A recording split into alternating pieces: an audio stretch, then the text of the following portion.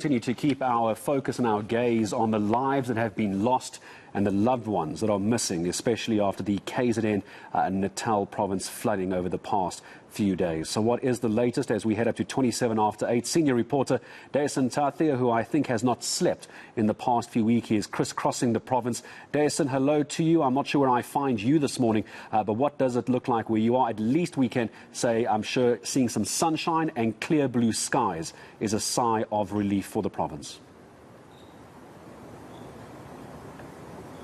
Definitely. I mean, although we have a bit of sunshine today, it doesn't take away the problems that the province is facing. Those will stay with the city in particular for a long time to come. So a lot's been happening. There's a lot of movement. We know that the president was here yesterday. The provincial government also now putting out a statement saying that it's happy, it welcomes the state of disaster in the province, and that will really mean that extra resources are going to be ploughed into trying to fix the situation that the city and the province is dealing with at the moment. Now, one of the things that came out of that statement as well, and what we've been hearing from government, is that there have been extra resources deployed to deal with these recoveries, to deal with all types of aid that needs to be delivered to communities. So that's good news. And I can confirm to you that there is a meeting that is currently taking place with disaster management teams. I'm actually outside that right now. Search and rescue members are here, the emergency services workers in general, the Air Force as well. So they're meeting, they're strategizing, they're coordinating. I'm now going to bring in one of the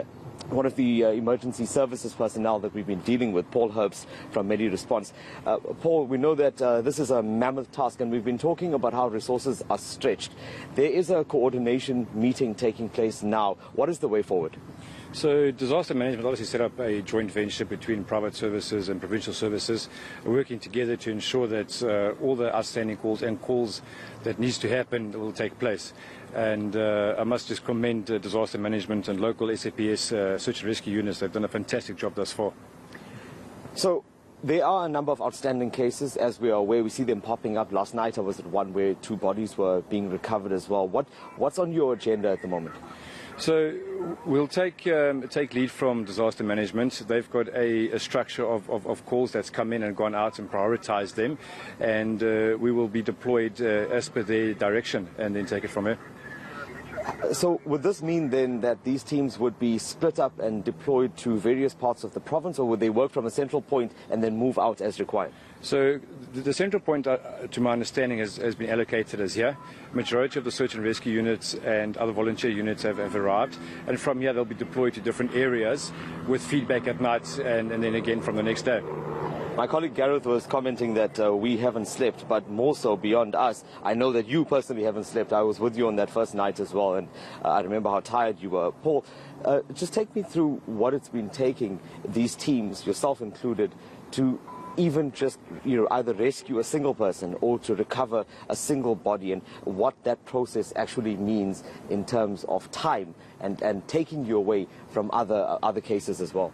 Yeah, I mean, it's very time consuming. You're fighting with lots of environmental things. I mean, the water was the rising waters, the strength of the water.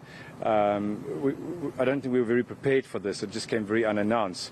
And so majority of the resources were at central points, and being scattered doing rescues with 2-man rescues is not always the safest thing.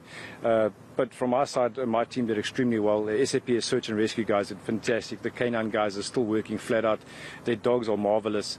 So, I mean, the guys are pushing through. They are a bit sleep deprived, but they're still carrying on.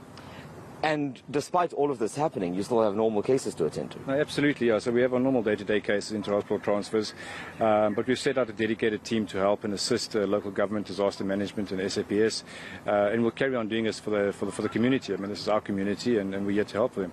Paul, just confirm for me then, so land and air support in going out and either recovering those bodies, trying to find missing persons, am I correct? That's correct. So there's currently 4 helicopters with wind capabilities that's been deployed today with search and rescue members on that.